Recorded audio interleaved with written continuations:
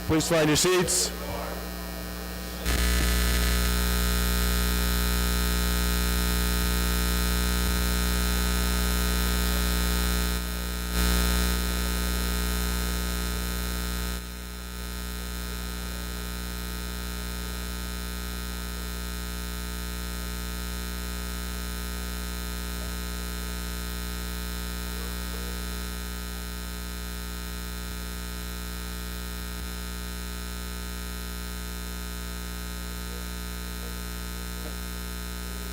Good evening, everyone.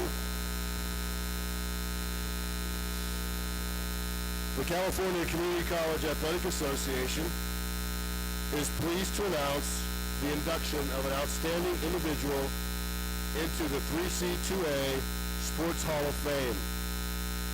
With nearly 50 years served in the California Community College Athletics, let us all stand and applaud and give a warm welcome to our 2015 inductee, Dr. Bruce Werner.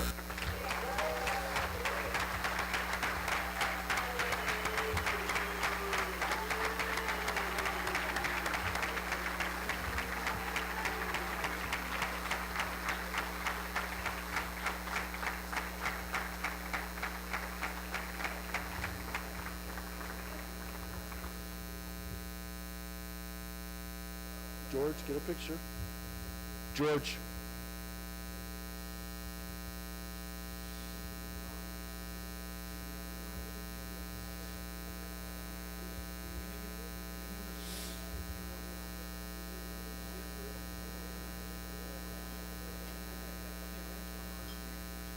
Thank you for that warm welcome for our inductee. First, let's enjoy our dinner and some nice conversation, and I'm sure some tall tales of yesteryear.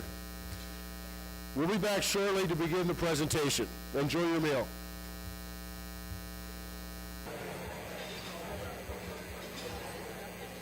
Good evening, everyone.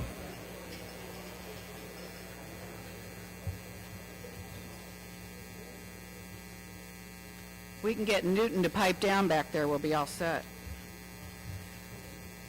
Thank you all again for being here this evening. The 3C2A Sports Hall of Fame is the highest honor bestowed in California Community College athletics.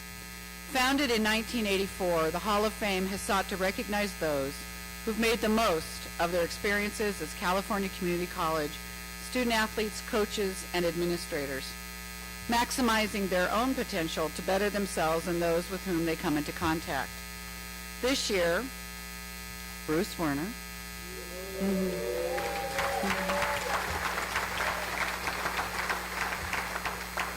will join 126 previous inductees in the Hall of Fame, which features some of the most recognizable names in the last half-century of amateur and professional sports. You can find a complete list of 3C2A Hall of Fame members in your program, and they, of course, have been on the screen tonight. Okay, let's get going on honoring our 2015 inductee. Again, my name's Pam Lester. I'm the president of San Diego Mesa College and happy to be the chair of your awards committee. Bruce began his career in the California Community College system back in 1965, retiring just last year to cap off an illustrious 49 years in the 3C2A. Accepting a position at Chabot College, he taught PE and was the men's tennis coach and assistant football coach for the next 13 years. During that time, he earned his doctorate from WSU. In 1975, while still coaching at Chabot, Bruce and 9 other faculty members started the Chabot Valley campus, today known as Las Positas College. I was fortunate to spend 11 years of my career, so very good. In 1977, Bruce went to Cosumnes River College as Dean of Physical Education and Athletics, and in 1979, he moved to American River College, where he remained for 22 years. He then served as the Vice President of Instruction at Folsom Lake College from 2001 until his retirement in 2004. Bruce was a charter member of the California Community College Tennis Coaches Association and longtime member of the Football Coaches Association, of which he is also a member of the Hall of Fame. He served as president of the Valley and Camino Norte conferences and was a founding member of the NorCal Football Association. He was also the first commissioner of the Big 7 Conference, now Big 8. He was also president of the CCCAA, the 1999 Athletic Director of the Year, and is a member of the 3C ADA Hall of Fame. Bruce was a co-founder and first president of SCOPE, now CCC Physical Educators, which led a successful campaign in the early 1980s to defeat the movement to defund community college PE. Bravo. He was the 1998 SCOPE Physical Education Administrator of the Year. And that wasn't enough. Bruce is a past member of the Sacramento Sports Commission, chaired the local organizing committee for the 1985 Mobile USATF Outdoor Track and Field Championship, and worked in a facilities and security management position for the 2000 and 2004 U.S. Olympic Track and Field Trials. He received the Sacramento CVB 5-Star Award for community service for his work in these projects. Bruce and his wife, Pam, great name, have 4 children and 7 grandchildren. They live in Rancho Murrieta, California, travel frequently, and play golf regularly. I think you can now see why Bruce is a giant in our field, and also the only person inducted this year. It was a very special year for a very special inductee. Let's hear it for our outstanding Hall of Fame inductee, Bruce Werner.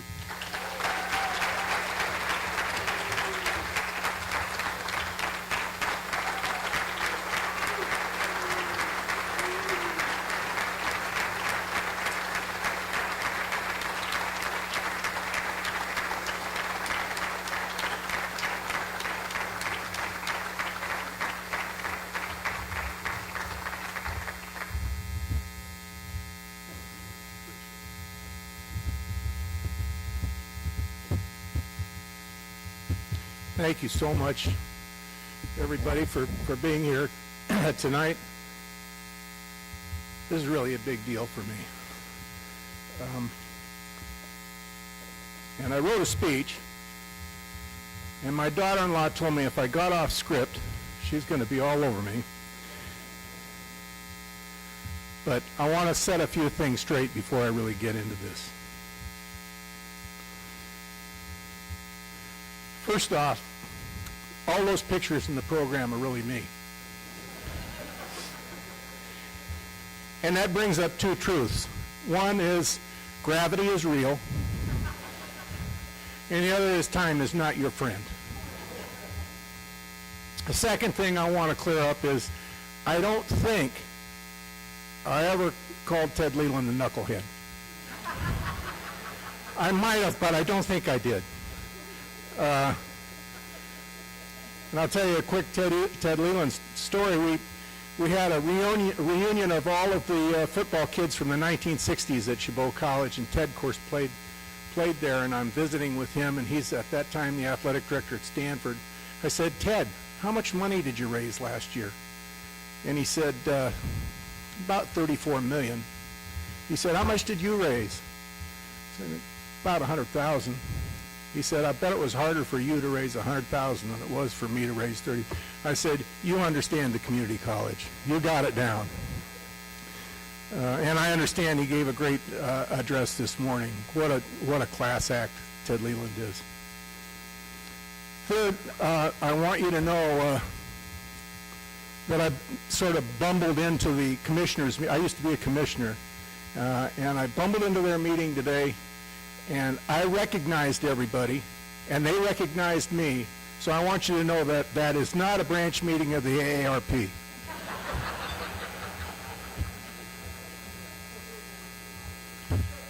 You know, 31 years ago, I stood at the DS like this, and I gave the induction remarks for Woody Hutchison, who was the very first person in the first class of inductees to the COA Hall of Fame. You know, I never in a million years thought I'd be standing up here today receiving the same kind of honor.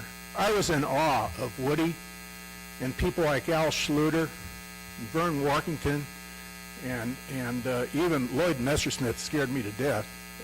He was the executive director of the Committee on Athletics of the CCCAA.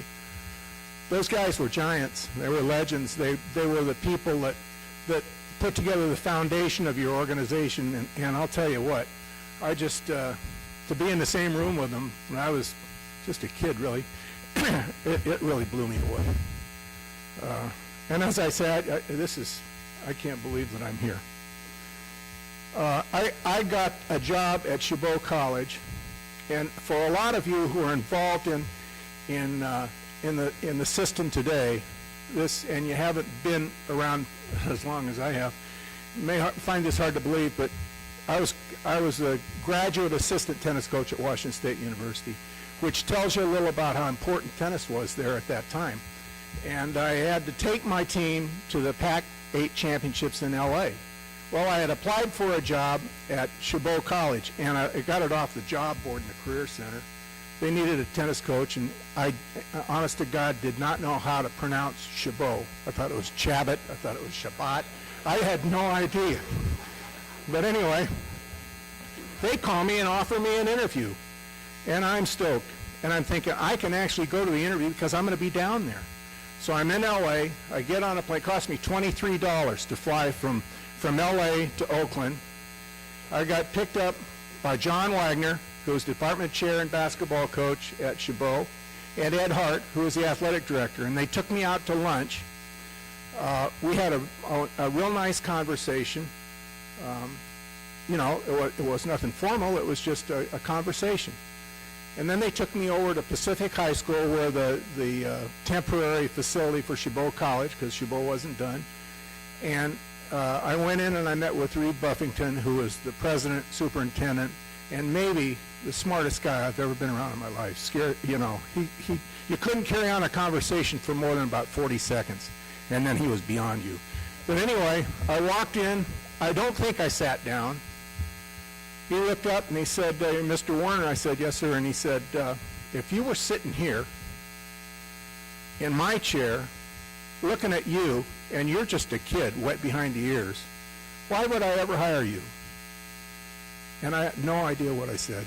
I have no idea what my response was. And he said, thank you. I was done. I turned around and walked. I said, well, that went well. And fortunately, I had signed a contract to teach junior high school in Bumbershoot, Washington, so I was going to be okay. But John Wagner went back 2 or 3 times and finally convinced Reed to hire me, and that's how I got to the community college system in California. I really didn't know much about the community college system. When I went to Chabot and we opened that campus that first year, there was no tuition, no parking fees. Students could buy all their books for under $100. We wore a tie and a coat every day to work, and then we changed into our gear, and when we went home, we wore a tie and a coat home. And ladies, you wore a dress. That's the way it was. You never, ever thought about missing a faculty meeting. Now, you'd be looking for another job if you missed a faculty meeting. That's just the environment we were in at that time. And I enjoyed it immensely. And I learned a lot. I learned a lot about the community college system in a very short period of time. And one of the things that really interested me and that came back to me as I was looking through my bookcase is that the Constitution in those days was called the Athletic Code. It was 27 pages long. How long is the Constitution now anyway? 227 pages? And I don't remember that because I don't remember a lot of things anymore, but but I know it because I got one right here. And the chapter on recruiting is 1.5 pages long. This is mimeographed on 5x8 paper, by the way. And I thought one of the things that really interested me that you might appreciate, especially the ladies in the audience, was on General Rules, Chapter 2. The participation of women in intercollegiate competition will be limited to the sports which are considered non-contact. How about that? And then down below it says, the Athletic Code, California Community and Junior College Association does not attempt to govern programs that are organized or recognized as women's athletic organizations. You guys have come a long way since those days, and kudos to you.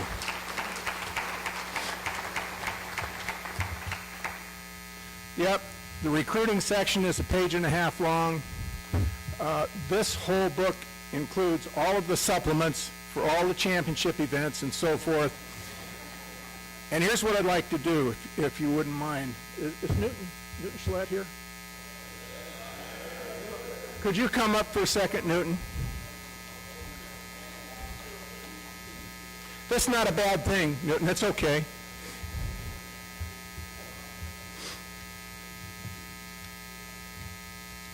Newton is currently, as I understand it, the chair of the Management Council.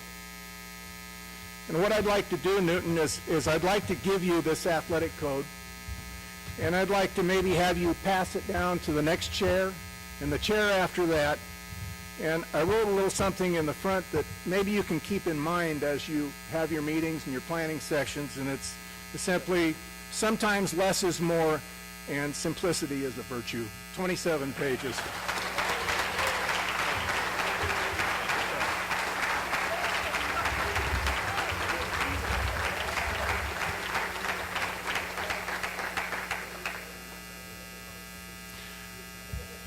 I hope you'll indulge me for a couple minutes because I'll try and express why I became so passionate about the community college system. When I was coaching football at Chabot College, we had a young man that came out one year who was about 5'7" and 135, 140 pounds. He was a kid that had immigrated with his folks from Portugal and never played football. Went in the Army for a couple of years, came out, and decided he wanted to give it a try. So he came out, we didn't know who he was. The first day of practice, we got everybody down in a three-point stance to see whether or not, you know, they were fundamentally sound. And this poor kid, his elbows were up, his knees were out, his backside was up. So we nicknamed him the Cricket. And he was the Cricket for the whole year. And Larry was on our scout team. Hardest working kid. Loved every minute of it. Never got to play in one game until the last game of the season, and we had a pretty big win.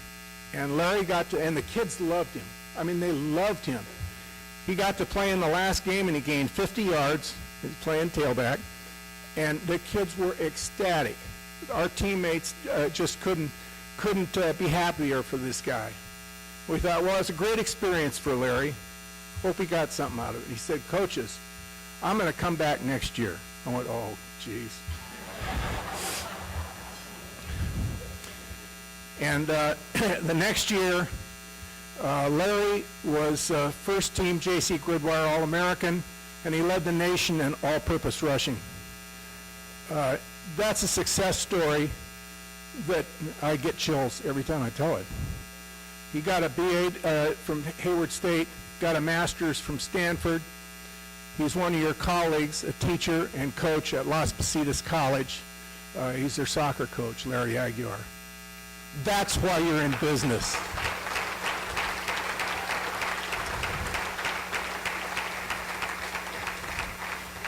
We had a young man named Dan Deegan that showed up at our first meeting the night before practice started.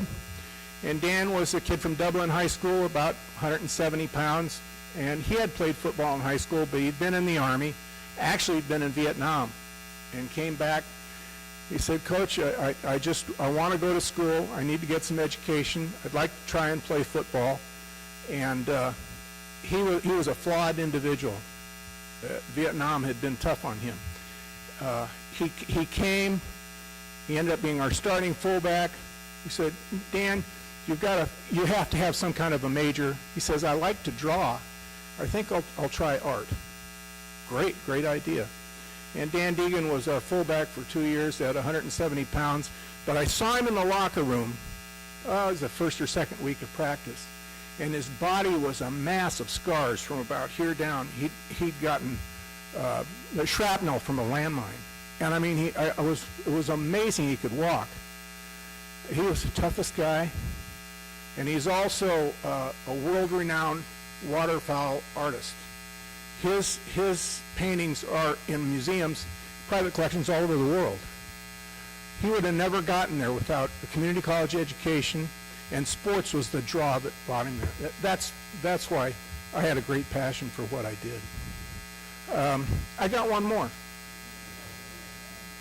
And I got lots of them, and you do too.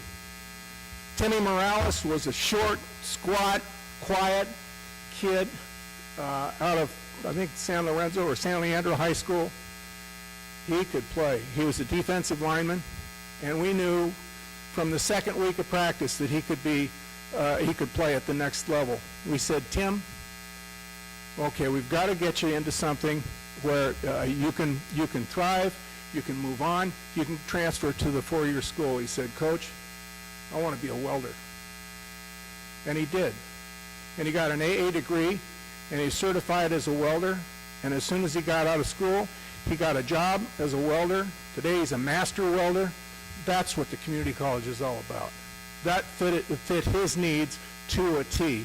And those success stories are what really filled me, you know. You got lots of knuckleheads. Ted Leland was not one of them, I'm telling you. But the success stories are what bring you back. When you get to be in my position in life, the success stories are the things that really warm your heart. And you all have these stories, every one of you. You all can point to kids that, how in the world did they make it? It was because of you. You're a coach or a counselor or a trainer or an athletic administrator or whatever you do. What you do is so valuable, and you have to realize that and appreciate that, and really not get tied up with the knuckleheads that you might have to deal with once in a while. I love those stories, and I think about them a lot. Mostly I think I was so lucky to do this for a living. And I hope when you get to be my age, hope you make it to my age, that you'll feel the same way, and that you'll be able to say, God, what a great way to make a living. I was so fortunate to do what I did for as long as I did. Before I finish, I need to acknowledge some people that were really important in my life. And I want to start with the gentleman that hired me, John Wagner. I had two mentors in my life. One was my dad, by the way, who was a physical educator and coach and an athletic administrator in the Spokane Public Schools for 25 years. And I always wanted to be just like him. He was the most honest and ethical and positive man I've ever been around. And by the way, he wanted me to be a dentist. He said, Coach, I'll kill you, son. But I didn't pay attention to that part. And he's gone, but he would love this. I mean, he would really love this. I know he'd be proud of me. And the other person was John Wagner, who hired me. And John took me under his wing. I was a young guy who really, I had no idea what was going on when you really get right down to it. Keith and I started at the same time at Chabot, and we both had all the answers, didn't know what the questions were.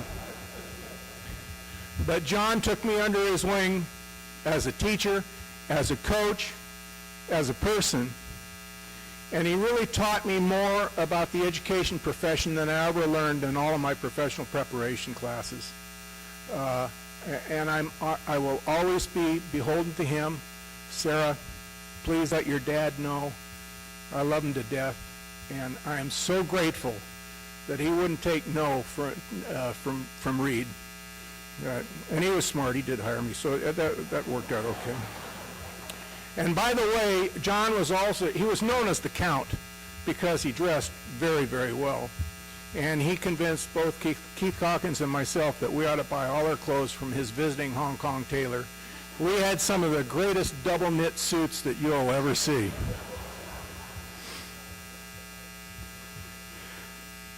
I want to thank my colleague Jeannie Snuggs, who cut short an Alaska vacation to be here for me tonight. Jean was the track and cross-country coach at American River. She was the very first person I hired in 1979. She became my very close friend, wonderful coach, wonderful teacher, coach of the year for track and coach of the year for cross-country in the state, and became the dean when I left. Jeannie, I appreciate your friendship, and your being here tonight means a lot to me. Thank you so much. I also want to thank my pal Mike Liddell.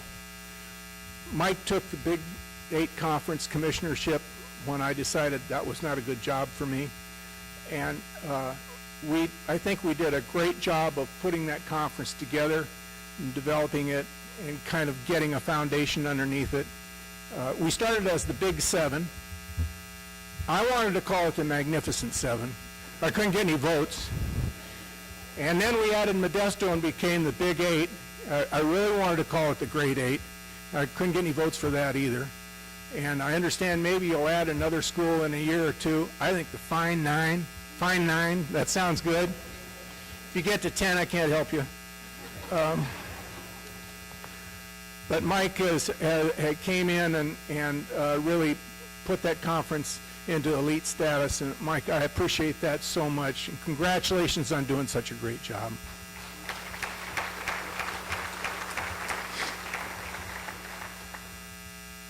Keith Calkins and I coached together at Chabot College. He started in '64. I started in 1965.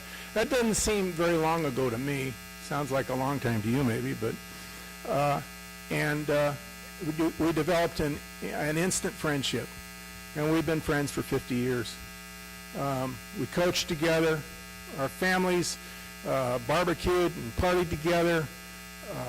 We did a lot of things at the state level together, particularly after I went up to Sacramento and Keith went to Saddleback. He was one of the people that was very instrumental in my being here tonight and getting this award. And Keith, I can't tell you how much I value our friendship. I know if I had a problem, you'd be there in a heartbeat, and I really thank you. Thanks so much. And Stu Van Horn, who I met when he came to the COA, and by the way, had a heck of a lot to do with the success that you now have with all of your championship events. He raised a lot of money for the organization, and I really was taken aback instantly by his organizational skills and the way he got things done. And we became good friends. We still remain good friends to this day. Stu also was one of those people that wrote a letter for me, and I just appreciate it so greatly. And Stuart, one word of, advice: you got to be a chancellor before you get out of this business. I really do believe that. I'd like you to meet my family. I'm blessed. You guys think you have the best family in the world, but I do, And I'd like to introduce real quickly my kids. My son Brad, who's a Sacramento police officer. His wife Tanya, who's an elementary school teacher. My daughter Sherry, who's a clinical drug trial administrator. My daughter Kelly, who's an insurance administrator. And my son-in-law Frank, who is a field training officer for the Sacramento Police Department as well. I just want to say to all you guys, and I'm going to try and get through this without keeling over up here.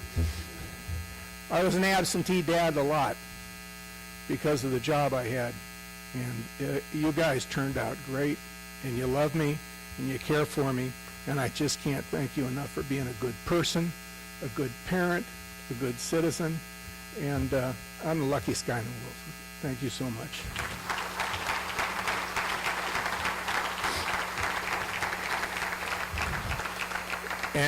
And last, certainly not least, my lovely wife, Pam, who I've been married to for 25 years. We got married sort of mid-career. She was actually around me before we got married long enough to know what she was getting into, and she still said it was going to be okay. Pam was the one who taught me that it was okay to take a vacation, and she's the one who taught me that you are not your job. Your job is what you do. And it took me a long time to realize that, and I hope you all realize it as well, that you're a person that encompasses a whole lot of things, and your job just is a part of that. She's kept me grounded, and she's that person I can always talk to about anything. She'll always give me most of the time she'll give me a rational response. And she's a great mom, my best friend, and I just thank you for loving me unconditionally all these years. Thanks, babe.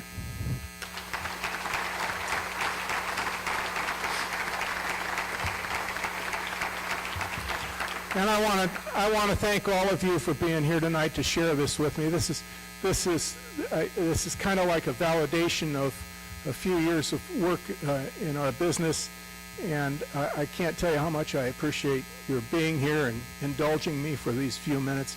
This is just a huge thing for me, and I can't thank you enough. God bless you all.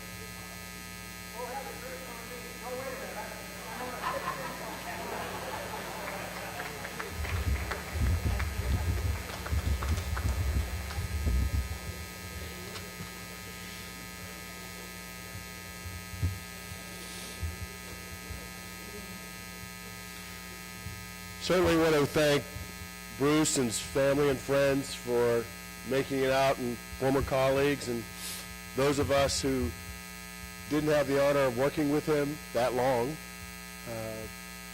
Certainly you learn a lot about the association that we are all a part of. It's your association.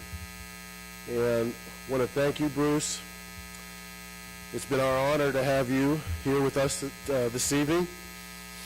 We'd like to thank everyone for coming. It's been a wonderful evening and sharing a lot of memories. So thank you all, and we'll have opportunity for family photos and friends this evening. So thank you all very much.